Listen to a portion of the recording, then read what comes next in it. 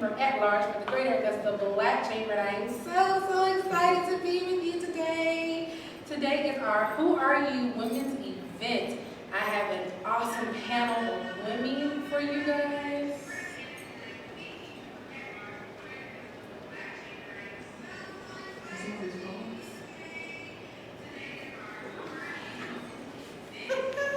I'm so excited to be with you today. We have a lot going on. Sorry, we had a technical issue just going on just there. But I have an amazing panel of women here to talk to you today, to talk about what it's like being a Black woman in society and in business, about breaking down the misconceptions, and of course, lifting us up like, no other Black woman can do, but that's what we do the best. So I want to go ahead and get right on into it and introduce the panel. Well, correction, let the panel introduce themselves, because I want these ladies to speak for themselves because they have an awesome record. They do amazing things in the community, and I feel so honored just to be sitting in the room with them. So we're going to go ahead and start again and go around. So hand it over to you, Keisha. All right. Well, hello. I am Keisha Shields, and I am an executive coach and leadership advisor to CEOs, COOs, and other women who are desiring to move into C-suite level roles.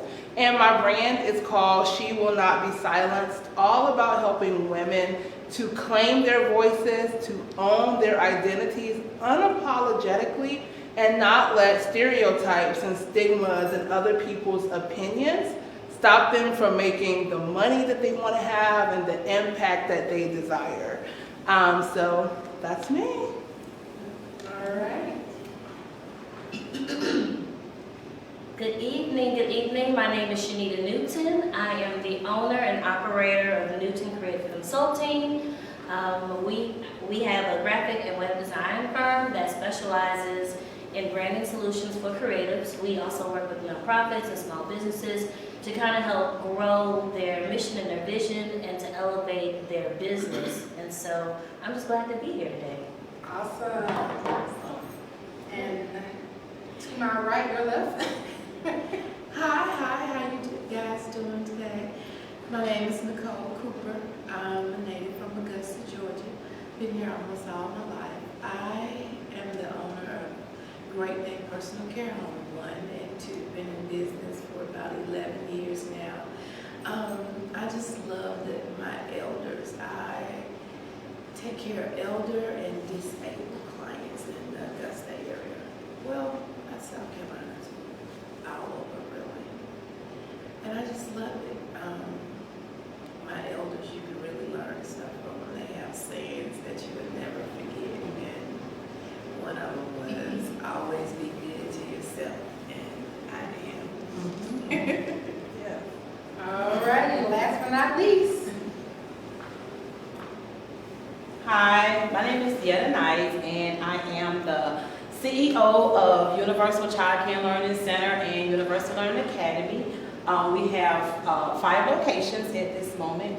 I've been in business since February of 1998. We just celebrated 22 years. We started in home and we branched out in 99, so we just celebrated 22 years last month in February. We are a 2-time 3-star quality rated program here in Richmond County. We're also the Peer Support Network Ambassador, so we also help other programs, if needed, with meeting their goals as far as quality rated. Oh wow, we do a lot. We do a lot. And I'm really glad to be here with these ladies here tonight. I just found out that I'm the oldest one in the classroom tonight. So I'm excited about that, and I love to inspire and motivate people so much. That is another passion that I have. But my number one is taking care of the children and the families in which we serve here in Richmond County. Awesome. So, it's time to start the conversation. You ladies ready? Yeah. Awesome, now we got intros out the way. Okay, so the first thing is, what does being a Black woman in business mean to you? Breaking down challenges, breaking down, macroaggressions, the microaggressions, the joys, the love of it all, whatever you could think of. What are some of the challenges and what are some of the greatest things you love about being Black woman in business? Whoever wants to talk first. I'll tackle it. So I will say that, so I stepped out and left my full-time job at the beginning of last year, or right before COVID hit. And in itself, it was a faith walk because, very long story short, my husband and I decided at the beginning of 2019 that that would be my last year in my full-time role at the job at the time. He passed, right? And later that year, I really had to do some soul searching, just pulling everything together.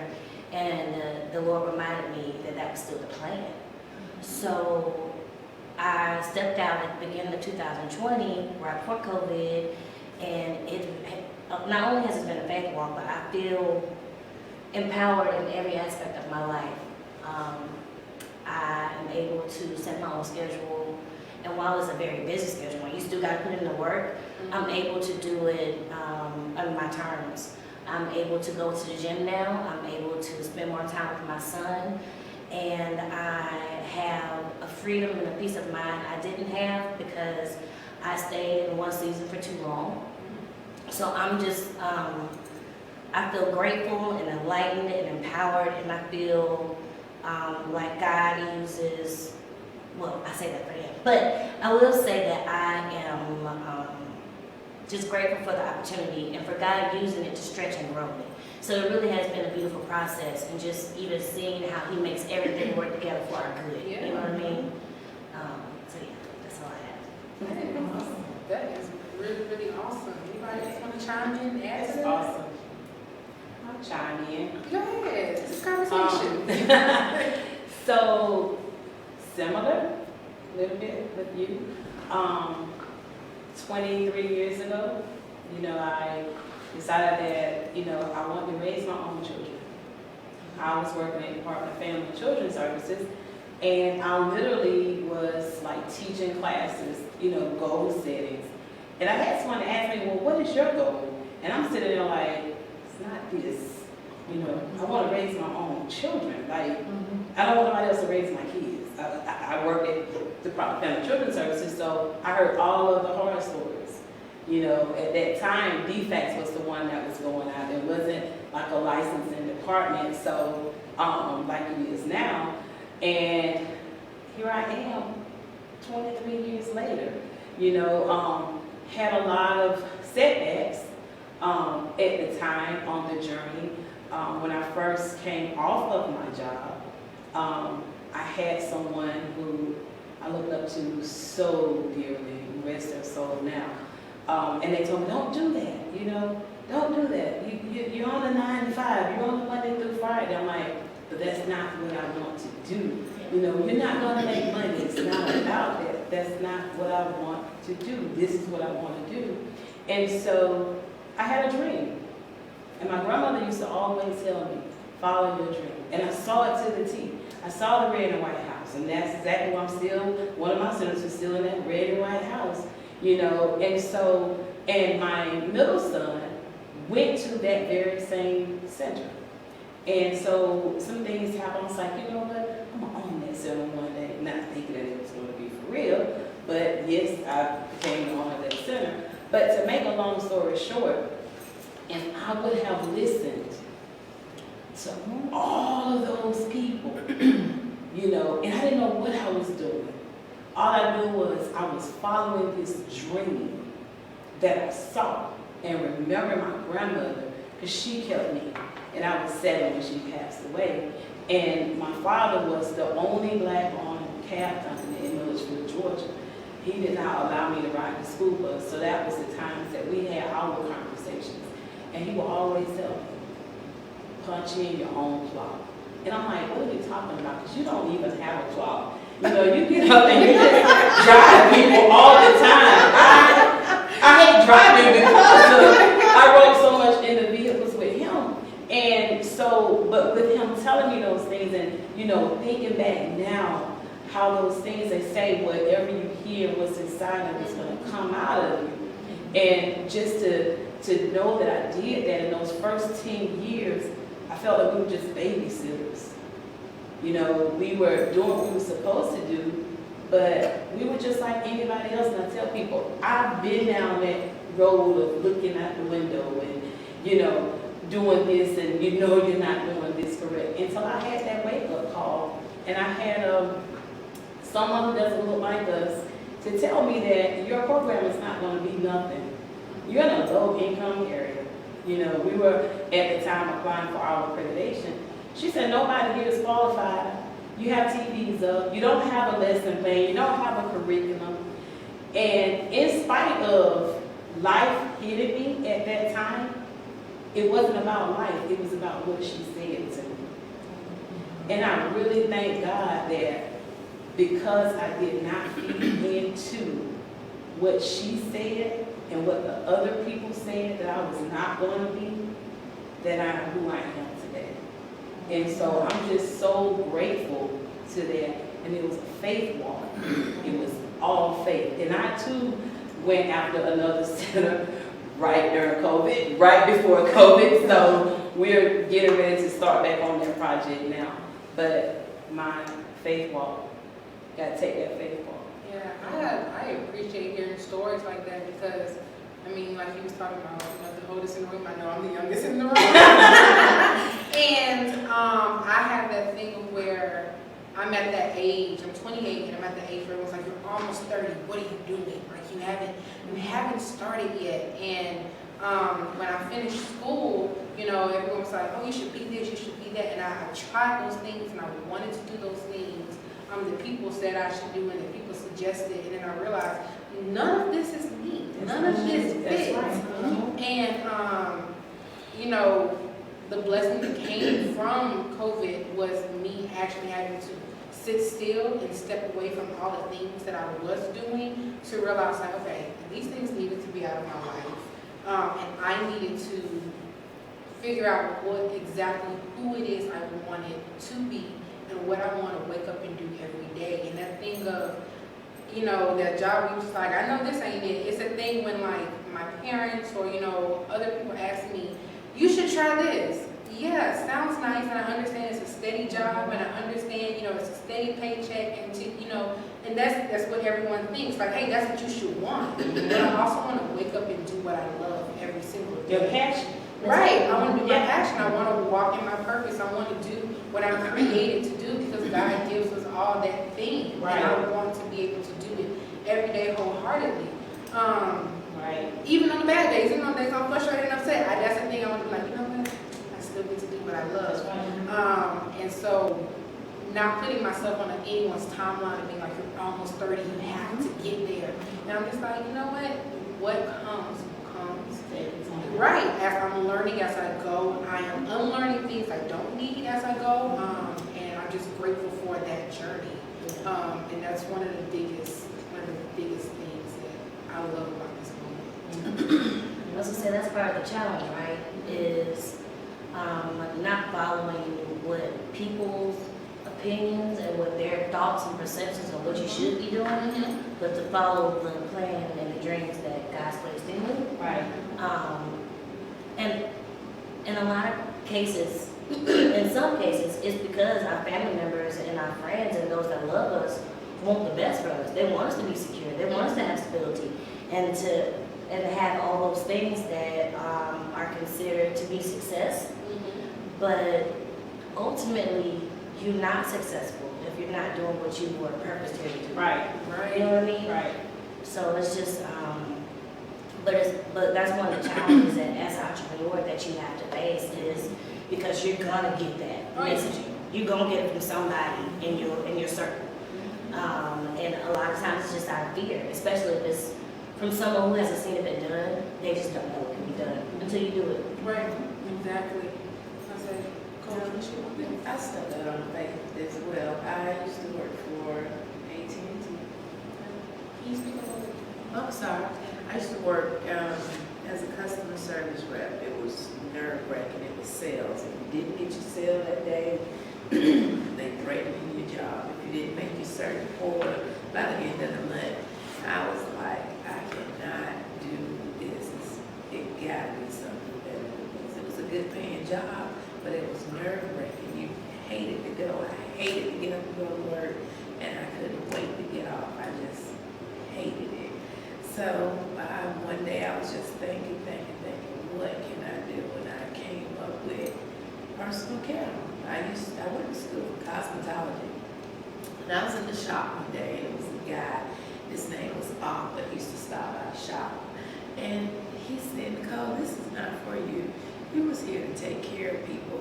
I could see you later on taking care of people. 20 years later, I have 2 personal care homes. That wasn't nowhere. I was doing everything, everything but that. And I stepped out on faith. The house I bought when I was 25, I turned it into a personal care home and went and rented a house. I was like, now I got rent and a mortgage. What I'm gonna do? But it worked out. So you have to have a plan. You have to have faith, and you have to believe in yourself to make it happen. You just need a little faith. Like everyone else, for me, being a Black woman in business has been a journey. This is my 16th year having my business, and it's been in its iterations. And people, like when I speak now about what I do, I always laugh when people talk about how confident I am. And I'm like, if only you knew, right? And the reason why is because it has been a journey to get here. Starting my business right when I hit like 21, after having formed a nonprofit right before then. And living in California for 15 of those 16 years. And I was in my 20s and I had already hit the C-suite. I was a COO in an 8-company conglomerate. Youngest by far in my 20s as a C-suite executive, only female, only Black, right? And when we talk about microaggressions and all of the things, but you're not, you're different. Keisha, you're so articulate. That's the one. Right? You know what I mean? Oh, people, like just those things. Like, oh no, you're different. Like, you get along. It's just like, and you don't know. And at the time, I thought that was the seal of approval. I'm just gonna be all the way real with you, right? I thought that was the seal of approval, right? Oh my gosh, white people love me, right? They see the value in what I do, right? I've been promoted, And then I got to the point where I'm like, okay, I'm in my 20s, what do I do now, right? I'm already in the C-suite executive level, right? I'm managing over 100 people. What do I do now? I was already working my business part-time in addition to working in the C-suite. But a lot of people were like, oh my gosh, you've made it and all this. What they didn't know was the emotional and verbal abuse that I was dealing with in the office, right? Being the only Black woman, taking the brunt of a lot of people's frustrations, being so young, not feeling powerful enough to recognize and own my voice. I had a seat at the table, but I didn't have a voice at the table, and there's a difference, right? And so allowing myself to be constantly spoken over, my ideas to be trampled upon, and then the white man comes and gets credit and promotions from that very thing, right? It has been a journey. And one day I literally woke up and I was like, I don't even recognize myself anymore, right? I didn't recognize myself. I used to be bubbly, joyful, like going after it. So it's like, yes, I was a boss. Yes, I was the best at what I did, right? And I earned that position, right? People would think that it's not a diversity play. I earned the right to be there. You know what I mean? No one gave me anything. And so the journey now to focusing on helping women own their voices and recognize the power of not letting themselves be silenced is what business is about for me. And that is powerful because I know what it's like to have a seat but not a voice. I know what it's like to be at a table with a title and be severely underpaid in comparison to my white male counterparts. I'm just going to be all the way real about it, right? I know what that's like. I know what it's like to be on the cusp of different generations in business, right? You know what I mean? And what it's like to see business evolving for my generation, right? We're not quite there yet, but we're not here anymore, you know, and all of the changes. And so for me, I've dealt with so many of like microaggressions. I've had to, you know, kind of speak up for a lot of macroaggressions in the corporate space, you know, and I was so afraid to leave my position and really go full time with my business because number one, I was like, what am I going to do for my income? If you know, all these things, right? And the second thing was because I was so worried that there would never be another black woman to ever get into the C-suite role in that type of environment in Southern California where I was. And so I did my best to kind of prop up the door with my foot and try to like move it along while I was still there. But I just couldn't, you know, I didn't have the confidence to make sure that they knew my presence was there and the value in it. And so for me, being a black woman in business is power, right?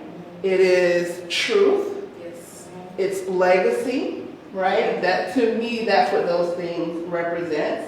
And options, right? When people look at us and they assume one thing, right? But to me, it's an opportunity. Like we're all in different phases, different stages. We do different things for others to see that there's so many options, right, of being a black woman in business. So You touched on so many things from, I was gonna, you know, go back around to what are some of the things you face, because I even think about, like for me, in the space that I wanted to be, I was like, okay, I'm okay with being like token black girl, only black girl in the space, because I'm gonna get the seat at the table, and then I'm gonna bring everybody else on. And then of course it was like, I'm getting the seal of approval. You know, you're articulate. Yep. You're so different. You know what? I don't see you as the others. I really like you to the point where my real name is Shagrayla. And I was giving everybody, my name's Gray, or my name is Gray, and not telling them what my real name was, because I was just like, Shagrayla's gonna be too hard for them. They're not gonna get Is it to it. make them feel more comfortable? Right, and it was to make them feel more comfortable so that I can like, let me get in there, you know, and then, you know, like even just like down to professionalism. When I go around, you know, certain people, I'm gonna dress this way. I have to make sure, you know, I look the part. Even if I'm too dressed up, it's fine because they notice me. I fit in the space, and I'm okay. They're going to accept me. I got it because that's what I wanted. And then I realized that one, we are not meant to be in certain spaces, and that's okay because things aren't for us. And then two, that that's not my fight to make anyone outside of myself accept me. To, you know, push myself back and to be like, okay, I'm going to shorten my name. I'm going to, you know, make sure when I, you know, go into a presence of a white person, I'm going to make sure I pull my hair back, or I'm going to, you know, do something different. I'm going to wear smaller hoop earrings, or, you know, I'm not going to wear my loud jangly bracelets. I'm going to put on something else. I'm going to, you know, make sure that I do something, you know, in that way so that they can see me and that they're okay with seeing me that way. And so that's where we had a similarity. And then also you spoke on legacy. And so those are two things I want to tap on is briefly, has professionalism changed? Because we are in the Lord's year of 2020, you know, we're in the age of technology. Things have progressed. I mean 2021, my bad. We're in 2021. We've been a year in this pandemic. It's just like, you're right.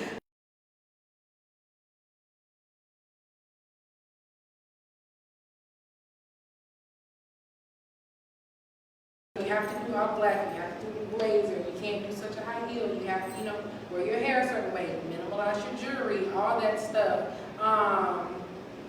Let's stop there. Let's stop there first. Let's answer those first.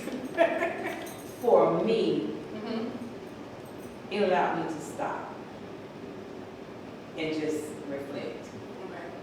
I taught a class last night on self-care. And when I taught that class, it did something for me. Because we as Black women, we do not do that for ourselves.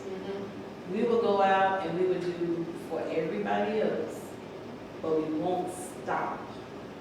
And so the pandemic allowed me to stop. I didn't have to worry about saying no because I could for you. You know, the times when I wanted to say no and I didn't say no, when I knew in the back of my head, I can't do that, but I'm going to move this mountain just this one more time.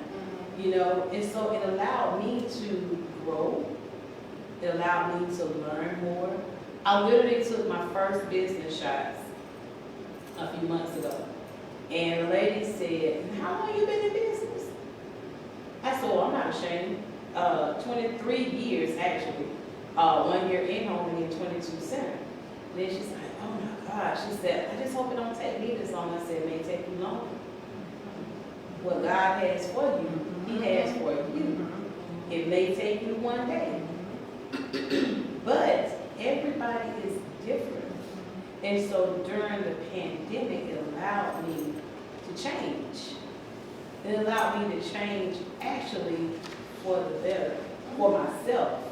And it taught me how to embrace my position, as in who I am. Because I would be like, oh, I don't want to think, you know, think I'm better than them or whatever. But if you don't know my story, all you see is the glory. Right. You understand what I'm saying? And so we as Black women, today, we have to embrace who we really are. The color of our skin, you know, the size of our body, just everything that God has given to us, we have to embrace it. And I really feel that this was a moment to just stop and regroup, you know, because we made it already. We made it through 2020. Everybody had hard times. There were hiccups in everybody's lives, especially in business. You know, a lot of programs didn't open back up or can't open back up. Some people don't even know how to start back up. But I feel that my life in 2009 and 2010, those 2 years there of my life was my pandemic. But it was a quiet one, you know, and God does certain things quietly and He does certain things openly, you know. And so if you know my story in 2009, 2010, then you would, yeah, you know, this had nothing on her life back then. So I'm embracing who He has me to be during this time. And I'm really proud to say that I am a Black woman who owns her own business, on 5 locations, and working on a couple of others. Okay. Nobody can take that away from me. But there was a time that I would drop my head. But you can't make me. You can't get. There's nothing that you can even say that would have me to do that today. And I love to tell certain pieces and things because it inspires others to keep moving. You know, I always say, just like driving a trash truck, somebody has to do it. Somebody has to do that business. Somebody has to do your business. Somebody has to do your business. You know, somebody has to do, I care for my 81-year-old mother. Nicole can have that. Okay? That's my baby. That's my one and only baby. Okay? But I can't do elders. I can't. That's her area. That's her passion. But give me 500 little people. You know what? I don't do little people. You see what I'm saying? Everybody has their lane. And when I know that I have to still embrace her in her lane, because at the end of the day, it's still my sister. And my sister is now, I need to pick my sister up. But guess what? God said, I'm going to stop everybody. He did. He did. He did that. He did that now. And He showed up and He showed out. You know? And so when you think about 2020, what is vision? 2020. There you go. I mean, honestly, Clear vision. yeah, and I mean, honestly, that's what happened, and that's why having this conversation today and just like reimagining what the misconceptions and just even who we are as Black women, what that looks like now in this moment. Because like you say, 2020 happened, came on through, Yes, sir. and then it changed. It changed changed. everything. And then the thing of everyone wanted to go back to normalcy and wanted to be like, hey, we have to go back, to this. And it's just like, that's no longer going to be our normal. That's the first thing.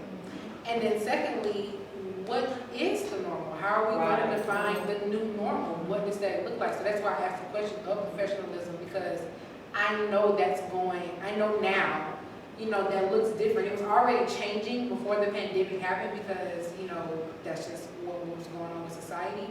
But now since the pandemic, what does the professional look like? Now the majority of us are working from home. Now the majority of us have started our own businesses. What does it look like going out in public? Like, what is professionalism now? I have a thought on that, Shanita. I think it's evolving. Now I'm going to tell you, I'm somewhere in the middle, right? I don't think that you should just show up however you feel like showing up that day, right? I also don't think that you have to be so buttoned up that you feel nothing like who you are, right? I think professionalism has a lot to do with our appropriateness, right? Who are you meeting? Who are you engaging with? What's appropriate for the scenario, right? And I also think, though, more than it being a particular outfit, it has to do with the way that you carry yourself in an environment, right? I used to, of course, have to be so buttoned up being in the C-suite and all that, and now people walk into a meeting with me, I'll still have on my pearls because pearls are power to me, right? And I'll have on a really nice dress and like my Steeler sneakers, right? In a boardroom meeting, okay? No one says a thing. Why? Because they're focused on my presentation and the way that I'm carrying myself, right? So I think that we're shifting away from this dynamic of have to be suit and tie all the time and having to have a certain look. But a lot of that has to do with when we put a lot of attention on that, people are going to notice that, right? If you put more attention and focus on who you are showing up as, like Keisha, the woman, the person, people are going to notice that more. They won't even notice. Like, I love the fact that so many of us dress like just what we felt like wearing. You know what I mean, right? And to me, every one of us is professional, right? Because it has a lot to do with how you present who you are. So I think that I'm in the middle. You know what I mean? I don't think you should just get up and like, I'm here. Hey y'all, I'm here today. You know what I'm saying, right? Because that is questionable, because to me, it asks, like, did you really care about showing up today, right? But I don't think it's that old way. And like I was telling Shagrayla a little bit before, how we're like right in that weird generation of like, we're not the older ones, but we're not the like Gen Z or, whatever is coming next and all of that, right? So like, because I said the women that I saw who were professional had to be buttoned up all the time, right? That's what I saw. So that's what I thought I needed to do, right? Now the even younger ones are just coming up and asking who they are, right? So it's like trying to strike, and I don't like to use the word balance. I think balance is a whole other topic, but trying to strike some semblance of that connection between self-care and embracing who you are. I think if we focus on that, professionalism will naturally follow us, because I would wear my Steeler sneakers, or sometimes I come in the office with sneakers on, and nobody questions about it because it doesn't have to necessarily do with your attire. But I think you have to focus on what is appropriate for whatever environment that you're going into. If you're dealing with wealth management, clients expect a certain look and presentation. Let's just be honest with that, right? If you're working with children, being professional looks something totally different, right? If you're just in a meeting with other Black women, right, you come, so it really is about being appropriate for whatever situation that you are going into, showing that you actually gave a rat's behind about being there, you know what I mean, and just being sure to be mindful of your own presentation, no matter what you're actually wearing. I want to see what that's going to look like, because I know a lot of people work from home now. They have to get dressed. I use a good shirt. Like 15,000 shirts in your bottom, all sweatpants and tights, and I'm like, so how do I do this now? That is very, very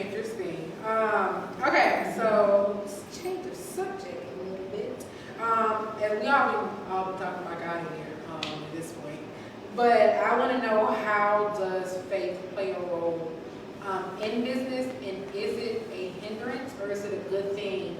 And I was giving this example before we start, and so I'll give the example so no one is, bashing me in the comments like, girl, you don't believe in God, okay? Because I asked the question. But I wanted to support my girl's business, and I went to her Instagram, and it literally was just like maybe 2-3 pictures of the product, and then every other post after that was just like maybe a selfie and Bible verses.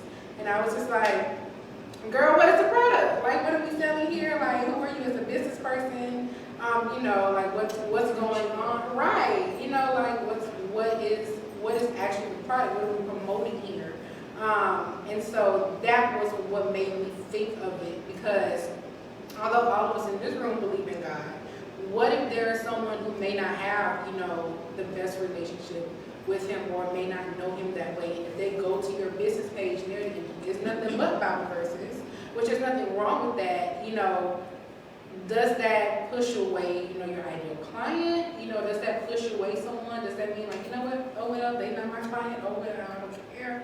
Like, what does it necessarily look like? And can you have a faith-based business and still do the work? Because I know there are a lot of people who are just like, I'm not going to do anything unless God tells me. But then again, you have businesses work. So are we just, going to sit here and lay at Jesus' feet until, he gives us the answer? Or are we actually going to do the work? So that's what I wanted to know, like, how does faith, play into business? And is, like I say, is there a way it can be a hindrance? And, is there a way it can truly be a blessing? Well, I think your faith is your faith, and you don't have to share all of it and every thought with everybody. It's a limit to it. Something like politics, sometimes it's a place for politics. It's a place for that, You can share it, but don't overdo it, because everybody have different beliefs. Like you say, you might believe in one thing, I might believe in another, but if we talking about business, the conversation need to be more so about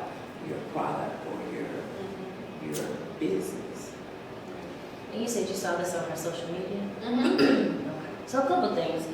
There should definitely be a balance on your social media if you're using it for your business purposes. And if your business is selling graphics of very nice scriptures, post all the scriptures you want. Make them beautiful. Make people want to share them all. But it is really important for you to use your social media to market your actual business. Now, my business is faith-driven because my faith drives everything that I do.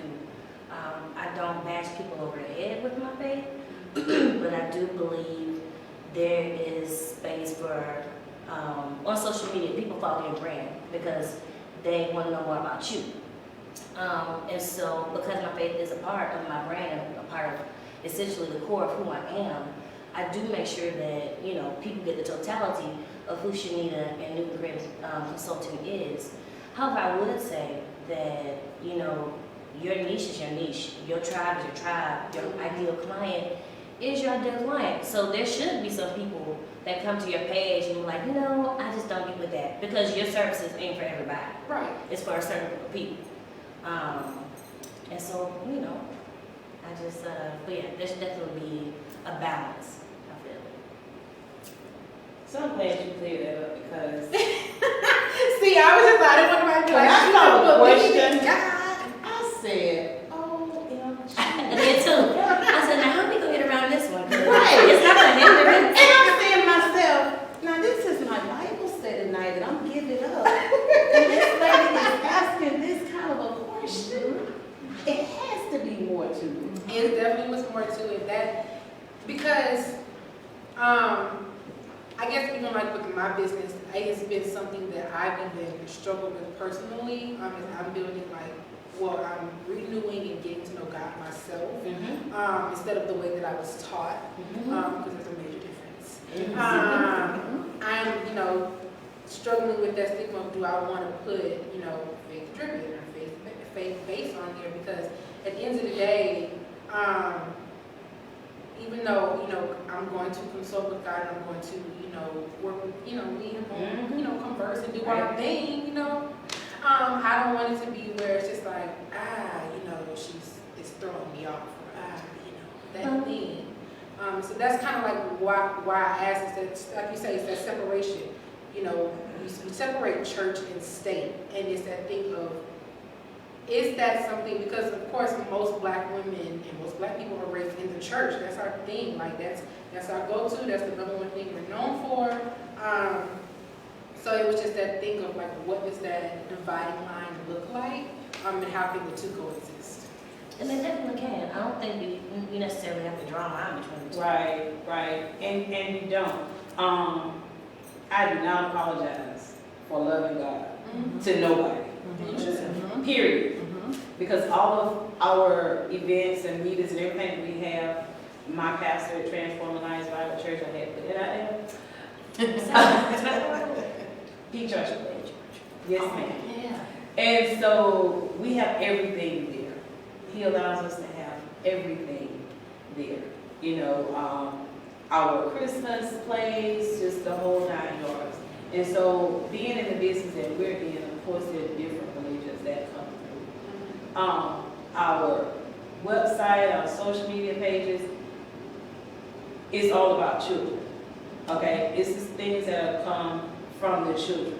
But you may see me tag something or put something that says, "To God be the glory." Okay? I don't want that name to let you know who I am. I want you to be able to know that when you come in the door, because I want to have that light where you can see that. And so even when we're interviewing people, we always ask that. It does not matter your religion, but you need to know who you're working for. You need to know, because I'm not going to apologize for loving God. I'm not going to apologize for having an event. And we've had events there. We've had parents that let the children participate because those are the children. But you can stay outside. However you want to do it, that is fine when it comes up to Christmas or when it comes up to Halloween. I do not do Halloween, okay? But we do not take it away from the children because they enjoy it. It's called harvest time, okay? And so we've had people my child is not going to come because that's the devil. Well, that's how you perceive it to be, and it's okay. But you still know who I am and who I serve, And so I don't want the name to run you away because the name was given from God. I didn't know why He was giving me Universal Family Daycare. That's not a name, but it says universal, so it's for all, And we have all different nationalities. I have Catholics work for me. I have, but at the end of the day, half of us we all fellowship together, We have prayer every morning, we have prayer every Monday night. So we are so founded on that, and I feel that is I know that is the reason why we are successful, because of that. And this is year number 7 that we pray every Monday night at 6 o'clock. Well, for me, it's like all things been a journey. Like I was going to talk about this recently. So my podcast, which is called She Will Not Be Silenced. I actually recently did an episode about faith in business, but I had a co-host with my client and friend, Janae, which was about boldly blending faith and business, which is what the topic was about. Because she, boldly, people know when Janae, synonymous with God, Jesus, it's a very clear, connection, right? Me, on the other hand, perhaps a few years back, you would have assumed, right, but it wasn't as vocal, you know what I mean, right? I had to find my path, because I didn't want to just be nothing but Jesus and God this and little of who I was, right? But it's for me, faith is not a hindrance to business. I think it's the key to business. For example, I'll share a picture of myself looking happy, and I'll mention a scripture verse because it's related to what I'm talking about, right? That's a way for people to understand my background, how faith is important to me, how grounded I am in it. And I always talk about how in the Bible, it says that a woman, right, shall seek wise counsel, right? And I talk about that all the time, and I'll share a scripture or how it says, you know, I must be about my Father's business, right? Sometimes I'll talk about that. So for me, it's about a natural connection, right? Not forcing it, not trying to prove that you believe in God, not trying to prove that you are a faith-based business, whatever that is, because that means so many things to different people. But I've worked with a lot of women. I had 2 clients last year who ended up leaving their religions altogether, which was very challenging, you know, growing up in religions that used faith as a compliance tool. And that has its own traumas, psychological traumas, right? Emotional traumas that affect business, that keep women from being afraid to blend the two publicly, right? When it's used as compliance. I grew up, and I believe faith was used as a compliance tool. If you didn't do this, you were likely to go to hell. If you did this, you were likely to go to heaven, right? I grew up fearing doing the wrong thing, right? Because I didn't want to go this way, right? Below. And because of that, I didn't want to, I didn't publicly put it out there. This was a part of who I was. Because what if I didn't necessarily do the right thing, you know? And so for me, I think when it's a natural connection, but like Yetta said, I will not deny, I will not apologize in any way, shape, or form. But I do think using your faith in business can be a hindrance when it's to prove yourself and when it's to manipulate others, because those things do happen. And I guess that's almost how I was viewing it, as if it was a thing of it's getting shoved down my throat. Like, hey, I'm a faith-based business. I'm posting Bible verses every day to let you know I believe in God. You're supposed to know, you know, that's how we felt, and that's what, somebody fussed at me in the comments. I was looking at the comments. And then as soon as you're literally putting yourself in that box, so as soon as you err, you get to judge young people. Right, yes. Because they got a place they can crucify you. Yes, You know what I mean? yes. They can throw a stone at you. Right, and that's a Christian. And that's my biggest thing. Of Damn. you want to put yourself out there as that balance. You want to put yourself out there, and like you said, I make no apology for who and what I believe in. That's right. But at the same time, I don't want you to think I'm doing it as a performance piece, Yeah. Right. and I don't want to almost put it out there in that thing of, as much as we want to say, social media sometimes is not a safe place, and we don't want it to be where I say something or I do something. Next thing you know, they're just like, she said, Cancel. she right. Now she said she believed in God. Now look at how she acted. Like, what she got going on here? Because you can't be yourself. Right. You can't be you. You know, you don't have a shortfall. Right. You're not So supposed to have a shortfall. that was where the question came from, because, like I say, in my own personal journey and things, I've just been reflecting on. I just looked at that and I was just like, I wonder, what that conversation is like, because, religion and faith is that, it's a touchy subject, and I almost got crucified, for even asking the question. So it's just like that thing of like, one, let me clear it up, and then two, this is like, there is a stigma around it sometimes, especially in business and, with, like I say, in Black culture and in Black business, that's how we get looked at sometimes. It's like, okay, what they're gonna do, okay, they're gonna do that, but girl, I saw her the other day doing this, it's that thing. So that's what made me, ask those questions. Can I add a piece of that also, Shanita? Yeah. You talked about the particular young lady, that you were giving the example about.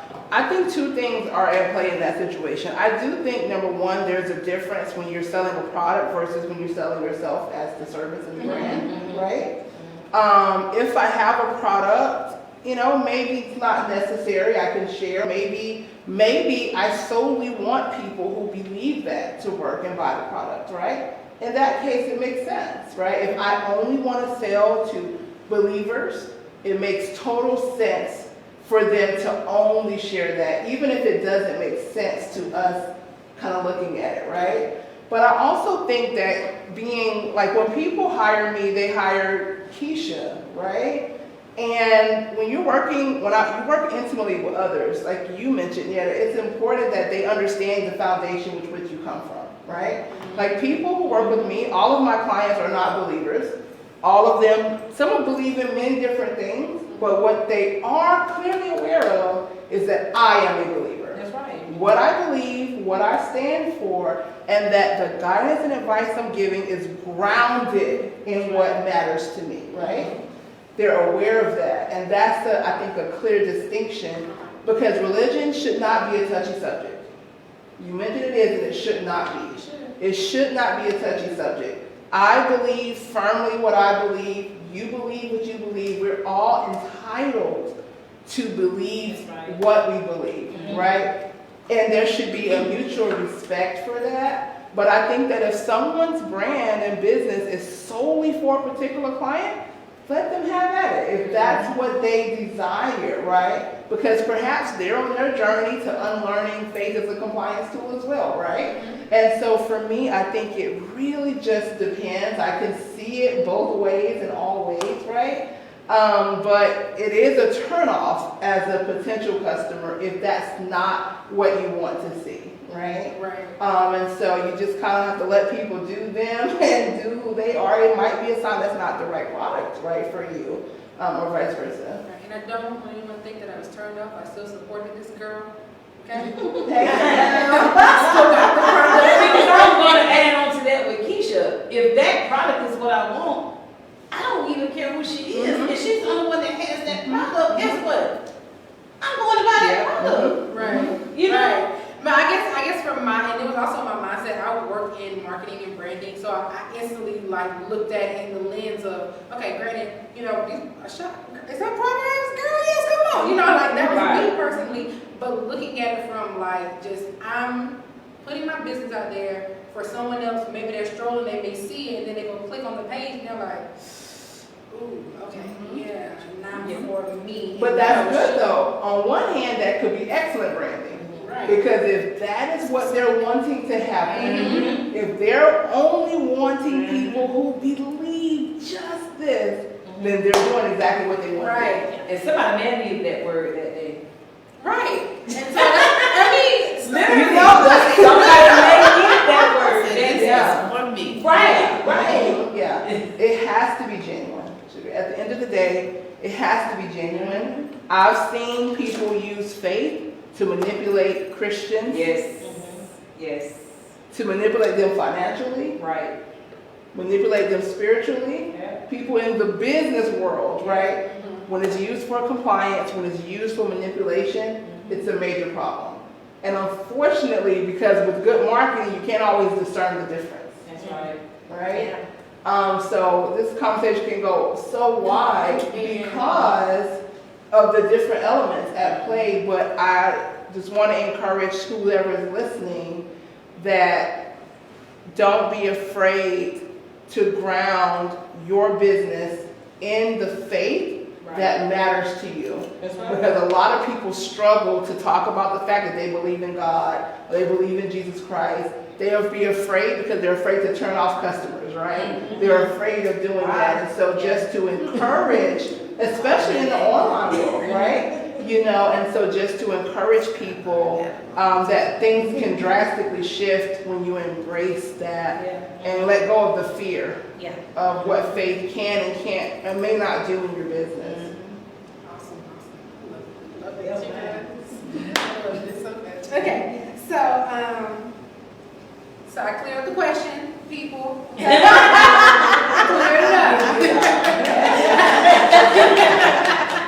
I don't want nobody coming at me in my inbox later. Like, no, just I cleared it up, okay? Just in case any family members watching, I don't want nobody taking this back home and be like, girl, talk to Shagrada, she don't believe. Clear it up. All right, so moving on. What is the misconception society has about Black women that you want to address? That we're weak. I think it's sometimes they say we're too strong. Yeah, depends on what field you're in. Yeah. Hands on which feels you. I agree. I can see that. Yep, just all depends on, you know, what you're doing. I've seen weak Black female owners, Black business owners, and I've seen strong ones. I've seen too strong. And I've seen too strong, and then you have too weak. Okay? So I used to be a weak one. I used to be extremely weak. I would cry at the drop of a dime. You can come late all you want to, I'm gonna move on and cry because I just need you to be. I used to be one of those weak ones. Until my faith got stronger. The right people came into my pathway. I began to get mentors. And I got grounded into that word after having that downfall in life. And now I'm strong.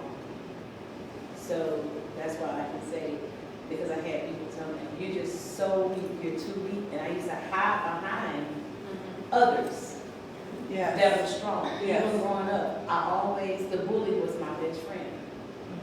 The bully was always my best friend. I did not fight for myself, you know, until my bullies were killed in a car crash when I was in the 7th grade. And I had to fight for the first time. I had to really fight. And so having that weakness and knowing that brought me all the way back to that point in my 7th grade year. And I knew in order to make it, you got to put some boxing gloves on, you know? And so you got to get some strength about yourself. So, and I can speak for myself. To piggyback off of what Nicole said, I would say that Black women are always deemed to be superwomen. And we are. I want to say that we are. But no one can consistently carry the weight of their world without it breaking them. Oh, yes. You just can't do it. Can't do it. And for generations, Black women have carried the burden of our community, from raising children to, and a lot of us, even currently, to raising children by yourself while still having to provide the means for those children, to love those children, to nurture those children, to do it all by yourself. And in a lot of cases, we don't take care of ourselves the way we should. But there's always been this idea that Black women don't break, Black don't crack, and it does. It does. A lot of people should be in therapy because of some of the traumas they have experienced and some of the burdens and the weights that they've carried throughout their lives. A lot of Black women, a lot of Black men, a lot of people in general. Yes. But, I think that people think that we're too strong. And piggybacking off of you, that not only are we super women, but that thing of we have to always be put together. Always put together. Yeah, so even if you don't have that strength per se, it's like I always have to be, I have to be the one that has it all together. I have to be the conversation we've all had it. You have to be twice as better. And that backfires. Right after, I shared earlier that I lost my husband at the beginning of 2018. And right after I lost him, my world crumbled. I had to figure out how I was going to take care of our son. We have a stepson in Atlanta. And up until that point, I had become so accustomed to looking like I always had it together, even when I didn't. Actually, I don't think I really looked it, but in my mind, I looked like I had it all together. Yes, preach. But at that point, the Lord was like, lay down and let me carry you. Because you don't have to be strong all the time. You can't be strong all the time. And right now is not your time to be strong. And he reminded me just of how much he carries us all in his hands and how much he thinks of us and remembers us, especially in the times where we're weak. So I would just encourage anybody, girl, you ain't got to be strong all the time for nobody, okay? Because that's not how God designed us to be. And see, that was your pandemic. It Mine hit before the pandemic. Yeah, everybody has had one. Mhm. Everybody has had one. One that I would add to that would be, well, there's two. One would be that Black women have to just take it and take it and take it and still come and save everybody at the end. Oh, yeah. Like when we talk a lot about, well, let's bring politics into the picture. How many times did you hear Black women saved us again? Black women had to come, right? You know what I mean? There's this misconception that we can do whatever we want to do. If it matters to a Black woman, she's going to scoop in and save the day. They will step in and they will make sure that the greater good happens. That is a big one that I simply cannot stand, right? That is a major problem, which brings us to the second thing, which is, I think, a misconception amongst Black women about Black women, is that it is selfish to prioritize yourself. And that's a problem. And then what happens is we scoop in and we fix it and we fix it and we fix it and we fix it while no one is pouring into us, right? You're on fumes, you're on empty, but you have allowed everyone to make you the one who has to scoop in and save the day, even when you have nothing left to give. And we have done that to ourselves, right? We have allowed that to happen. It's selfish to take a day when you have a child. It is selfish to want to actually have a day off and not run errands for somebody, right? When you're off, yes, that's the point, I'm not working, right? That it's selfish to put a boundary in place. It's selfish to, like, all of these things that we've been taught, right? And I think that's a major misconception as a Black woman that is constantly perpetuated by what we do. And I think we have to have that conversation and be willing to shift, you know, that dynamic. And Keisha, we need to have those conversations with our daughters. Yes. Because me and mine have it all the time, you know, with our, I have a young group, I have a millennium group, I have the older group, I have the middle age groups, I have a little bit of all of it. We have to share that with our daughters, we have to share with our nieces, we have to share it with our sisters. We have to be the one to share that, because I once was a person, you could not get me to talk about what was going on. And in 2010, I wanted to take my life. Yes. You know, and I'm coming in, opening the doors, smiling at everybody every single day. And the only reason that I did not succeed was because I thought about my own. Yes. Who's going to take care of my group? You know, I can't put that burden back on my mom. But I didn't talk about what was going on the inside. So it's very imperative that we get that out to all of our young ladies. Yes. So that they would know. So I'm glad we have you. Yes. But we have to. Yeah. You know, I nearly drowned in my own family dynamic because I thought that I had to be responsible for everyone else. That's right. You're making more money than everyone. So you gotta take care of person. Right? You know, all of these things. You know, oh, but your life is good. You're doing good. You don't have these. And so that responsibility, right? And it's like, but if I continue to take care of you, I will not have anything. If I continue to say yes, when really what I want to say is no, I will not have anything for myself. I will not be able to turn to you to help me when I need it, right? We have to have those conversations. It's a huge misconception, Shabrina, about Black women. And in addition to teaching our daughters, we have to teach our sons. We have to teach our sons, and we have to teach our nephews, and we have to teach these daddies and baby daddies and everything else, right? The dynamic has to shift, because until it does that, the world will not expect anything different of us. And that misconception will just continue to be why they kept saying, Black women have saved Florida. Black women have saved Georgia, right? How does that demographic become responsible, right, for saving people who did not give a rat's behind about you 30 minutes ago? Right. Yeah. That's all I got to say. And even you did a key word, and you talked about it briefly. Well, you did actually talk about it. Teaching, of course, those who are younger. the importance of, okay, hey, this is, you know, something you need to set, it's something you need to work on. Don't let, you know, people constantly put things on you. A lesson that I kind of listened to my mom told me when I was very young, I used to be a yes person. I'll do it all. Did it terribly, I will say that, because I took on so much that I underperformed on everything. But, and one word you said was setting a boundary. And so I'm going to dial it back to business. Okay. Because that's what the chamber is, you know, we're talking about business. So dial it back to business, what do boundaries look like in business? And I'll answer the question first because even with me coming into business, I have strict hours. I am 9 to 4:30.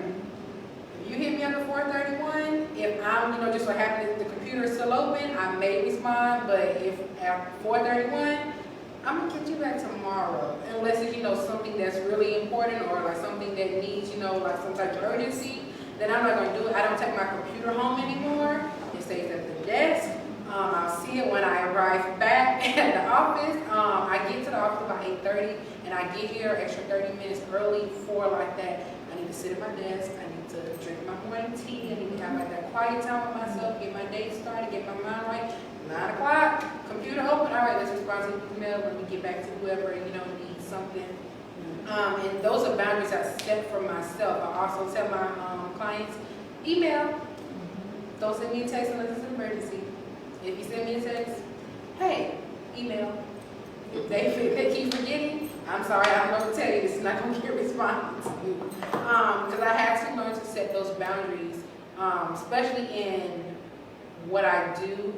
Because although I say I want to love what I do, I also don't want to get burned out from what I do. Yeah. I don't want to be where I'm overwhelming myself so much with, oh, this is my passion, so I just have to constantly do it. I have to do everything. And I have to do it at all times that I get to the point where I'm like, this is, why am I doing this?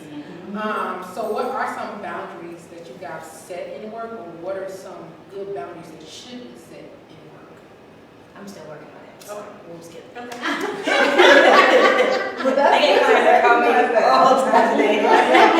All right, I'll get right on. I got my computer in the corner. Because I work all the time, so yeah, I'm taking notes on this one. Yeah. Well, it's kind of hard for me to set boundaries because I'm dealing with people in their lives, so something can happen at any time. So I have to have this like all the time. Yeah, I mean, I guess it would depend on the profession. So, Yeah, but that's being on call. Right. So you know what I mean? So my question is, with you, do you like take yourself and be like, okay, for an hour, I'm going to, you know, divert the calls to plenty somebody times. else? Okay. There's nobody else to take it out. I was trying. There's nobody else to take it out. I was trying. Oh, Do you set boundaries? I do and I don't. Okay. I guess it depends on the situation. I used to talk childcare 24/7 all the time. If I saw you out, oh my God. If you see me out now, I'm not going to tell you what I do. Okay? I want somebody else to tell you what to do. Because it's strictly word of mouth. So I had to learn to stop doing that because I found myself going back, doing tours, weekends, nights, just, you know, when I could actually be doing something else with my family. So I had to learn to do that. And after my divorce and my children made me realize that you spend more time taking care of other people than you really should have been listening to us. It's a difference when you're listening and then when you're here. They probably don't love me advertising that. Oh, yeah. But it made me begin to set those boundaries. Okay. To learn, I would take children home, I would keep them on weekends, I would keep them at night, whatever you need, I got you, it's okay. And I had to literally stop doing it, you know, because I was literally, mine is there, but then they're with yours and they're with yours, and we all in the big van together, and I thought they were cool with that. but they wasn't, you know. So my boundaries began to start setting for that part. If you call me after 6 o'clock, I'm probably not gonna answer the phone. I'm definitely not gonna talk over the weekends. So I had to learn to stop doing that. But now I guess you take children home, my grown children. So, and I try to teach them that some of the things that, and they'll tell me in a minute, well, you did it, we saw you doing it, you know. So we have to watch what we do as business owners, especially mothers. We have to watch because our own children are definitely watching us. You know, they're watching us. So, but yeah, so it took time, and I feel like I'm still learning that, because if somebody need me, I'm coming. You know, so I'm coming through for you. yeah. But I'm gonna have my time now, like Ms. Hammond said. I'm not messing up your first name, like you said. You know, That's great. Sugar and it's right. You have your time. I have my time. Yes, I do have my time. I'm gonna say, I gotta say, 2020 was one of those crazy years, but at the end of the day, so much came out of it because Good stuff. a lot of good stuff came out of it, you know. But I learned to be selfish, and you know, I don't care if anyone looks at it like in a negative connotation. Go ahead, by all means, do what you need to do. But I learned to be selfish with my time. I learned how to honor my time. I even learned that saying, "Oh, I don't have enough time," is a way of like almost psyching you out. I was reading a book called The Big Leap, and he made the point of when you say that, you take time away from yourself. But when you learn to just, you know, be like, you know what, here are a list of things I want to do, and I will get to them as time goes on, then you give yourself that moment. So I started learning, I'm going to put my self-care in that. I'm going to put my own time in that. I'm going to put, you know, add that. Along with the work that I like doing, along with the job that I have, I'm also going to make sure I include that same amount of time for myself. And so that was a practice I took on. It's been great. That's definitely something that came to my attention last year, was that I need to get some boundaries in my life. Just because you'll get ragged, especially as an entrepreneur, business owner. You know, you'll wake up and work, and then you'll fall asleep working because you're working from sun to like from wick to wick. It was burning both ends. Right. Yeah. And You so. in bed with you every day. So it's definitely something I've been trying to work on for myself. Now I will say that I'll start off the day when I can. I make sure I carve out time at the beginning of my day to go to the gym, and it's my time to really not answer nobody's phone calls. Don't call me. I'll hit you with a real quick text. I'll hit you back. Just to give myself some time at the beginning of the day to collect my thoughts and to set my priorities and my goals, and to just spend some time with Shanita because she's pretty great. Go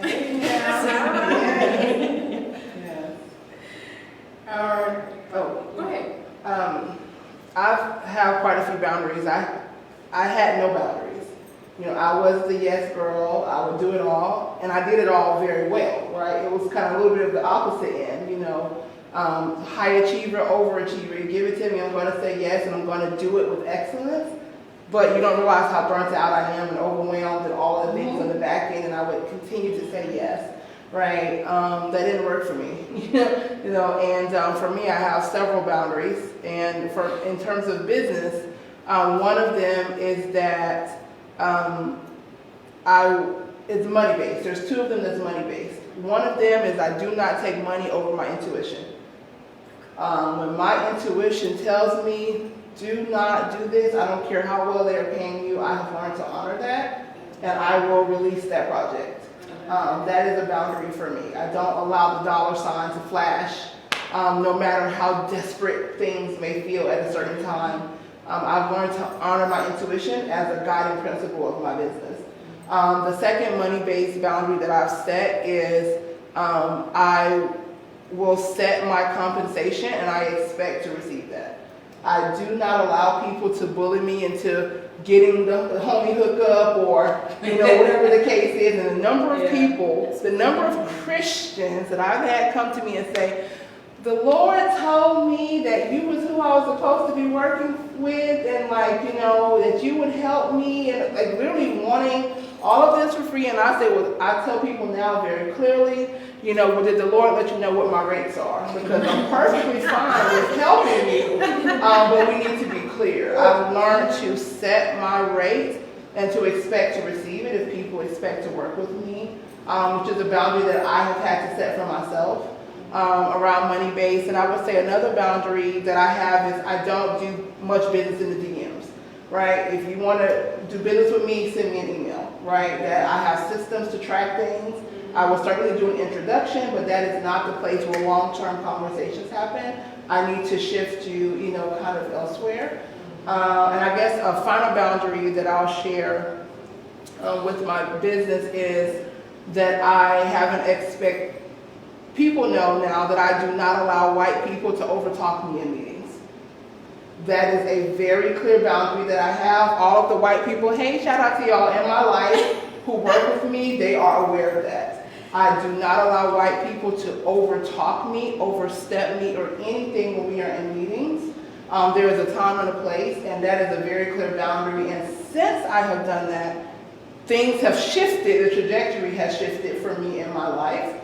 And that has been probably the biggest turning point for me. I'm here in the same table with you for a reason, right? Your voice is as valuable as mine is, right? And we're going to be clear about that from the beginning. So that for me is a business boundary that I've put in place. Right. Talk about a boundary. I'm here for it. Okay, so final question. I believe I had on there, what would you like to say to a young entrepreneur? Or what would you like to say to your 25-year-old self? And I feel like the way our conversation is going, the young 25-year-old self question will also answer the young budding entrepreneur, because it seems like all of us started in business young or realized that we weren't meant to do the 9-to-5 thing young. So I would go with what would you like to say to your 25-year-old self? You need a plan. Okay. You need a plan. Set a plan, all right? And stick to it. Stick to it. It's not going to always turn out the way you want it to, but you got to stick to it. Anything worth having is worth working for. And the Lord will guide that path. He'll definitely make you a step. Like as you take a step, He'll put another one out for you to take. I would say all the pieces come together. So every part of your journey is important to the process. And it'll all work together for your good. Just hang in there. Don't let your mishaps discourage you. They're going to happen. I would say learn your craft, learn your business. Yeah. You have to know your business. Don't just say, okay, I'm going to open up a child care center, and you don't know the first thing about the kitchen. Just You don't know how to cook. You don't know how to take care of it. You don't know. It's 12 steps of changing a diaper per the state. It's not just to take a diaper off. Learn your craft. Yeah, it's 12 steps. Yeah, it is. It's 12 steps. And so, learn your craft. Go in first and shadow someone, and then if you know that it is a calling that is on your life, the higher power of God is He's going to make it happen, and don't quit. Trust the process. But definitely, learn your business, because I never know one day I may have to put that uniform back on and go back to one of my programs and do whatever. I still take the kids to school on the van because we have great conversations, so learn your business. Don't just decide, okay, Miss Keisha has a great business, I want to do what she's doing. No. Right. I like to keep my grandmama, so I want to do, you understand what I'm Yes, saying? You yes. know, I know how to draw, so I want, no, learn your business, know what you're doing, know your business, do your leg work. I tell people, people ask me all the time, well, how do you get started? When you find a place, do your leg work, because the fire marshal can shut you down and you've already signed that contract. Do your leg work first, know what you're getting into before you get into it. Don't just jump in it because you're thinking that it's a money maker or someone else make it look good, Yeah. So. I agree with all those things. I guess what I would add will be two things. The first one is surround yourself or your social media, if you can't do it physically, with people who remind you that what you want is actually possible. I think that's very important to do that. I don't use social media for personal. For me, it's all business, right? Which is personal. But it's very curated. It's people who remind me to believe in the bigness of what I know is possible for me. The second thing I would say is don't feel like because you're from a small town that the world is not your oyster. Relatively small city. I went to California, lived a great life, did all these things, travel many places throughout the world, Don't allow your circumstances or what your family was not able to do or what they think is not possible for you. Don't allow that to be your reality and what's true for you. I would say that. Like if you can see the bigness of what God has shown you, then trust that it's possible. Don't allow yourself the small town mindset to interfere with your plans as a person in business, because there are many possibilities out there, many careers that can become businesses, so don't get stuck on what you see in your small world is what I would have said. Awesome, and I guess I'll answer as somebody who was only 25 3 years ago. My biggest thing is don't expect to start off as the expert. It's okay to be a beginner. That was my biggest problem. I wanted to be the expert and I was just getting started, so no one could tell me anything. If I made a mistake, of course I carried the blame in that mistake, as if the world was crumbling because I was like, I was supposed to know this, and I didn't. Instead of being like, okay, hey, I don't know this. I don't know what the heck I'm doing. I'm winging it. I've done minimal research, and I should have, I should have asked for help, and I didn't, and so that is one thing, and then the other thing is, the big one I also had to learn, don't overpromise and underdeliver. That was a big one I had to learn because it was that mindset of, okay, I'm going to start off as an expert. I'm going to do this, all right? I'm going to go big. I'm going home. And then, I was sitting home because I went too big, didn't know how to do it. So that is definitely something in any area of life, honestly. And that's a major one I had to learn. And it's okay to pivot. A lot of people at 25, I was told that you have to have a career, you have to have, the house, the child, you have to have everything at 25. And right, at 25, I'm 28 and now I'm like, that was so young. Oh my gosh. But I was taught that, and so I thought that. And he's trying to be an expert all at the same time? Because I was like, I had to have this, I got to be right at everything. I had to be good at it all. And then learning that, I learned that it's okay to pivot. Nothing is permanent. 25, I thought that because I was told that what I didn't have set in stone at 25, I was never going to get. And I was never going to have. And granted, I don't have a lot of things on that list that I was told. But I also learned to pivot and to find a thing that is for me. and that you are allowed to change your mind on things. And like you were saying, if you wake up tomorrow and be like, you know what I'm doing I don't want to do, before you jump in, do the research. Have a plan. Write the vision, make it plain. You know, like set the boundaries, do the things. Everything we talked about here all, you know, goes together. And it, you know, it can be for someone starting, it can be someone who's in the middle, someone who's just like, you know what, I don't want to do this anymore. It can be all for those different things. So this was definitely a great conversation. And be ready for the unexpected also. Because the pandemic was not what we was looking for at all. Was not I ready. never believe this would happen. Period. Was not ready. No, I had a meeting one day, almost 200 people in the room. Okay, we're gonna be probably out for a couple of weeks until this thing dies down, and then we go to all year later. So always as a business owner, and that was another on the stop thing. You know, revamping your plans and your handbooks and just life. You know, knowing that wow. It's important to put processes in place, Oh, yeah. but it's important to start.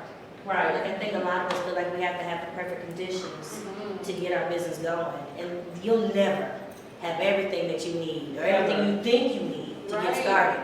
But you will have what you need to get started. Right. It's important to start. And even when it comes to image and branding and look, everyone's like, it has to be perfect. I have to put You gotta together. start. I gotta have a professional photographer. Shout out, take a picture on his phone. Get behind a nice wall. Just a nice wall. Right, a nice blank wall. Take them shadows out of that picture. iPhone and Androids can do that. And get you a nice headshot and you can post it and go. Right. That's how you. Right. That's how you get started. Things happen. Yeah, you have to make a lot of things work. Yeah. This has been an amazing conversation. Any last words you guys want to say before we end this and get out of here? Make sure you don't have any questions. To God be the glory. No questions? Okay, we don't have any questions. Thank you for having us. I'm going to say thank y'all for this conversation. Thank you. It's been great. And you guys, this event was held at the Clubhouse, which is in the Georgia Cybersecurity Building. We're so grateful for them for allowing us to use our space. They are a partner with the Greater Augusta Black Chamber. And once again, I'm Shanita Hammond, VP Member at Large. Make sure you guys are looking out for our events. We have some more women events coming. And thank y'all. Have a good night.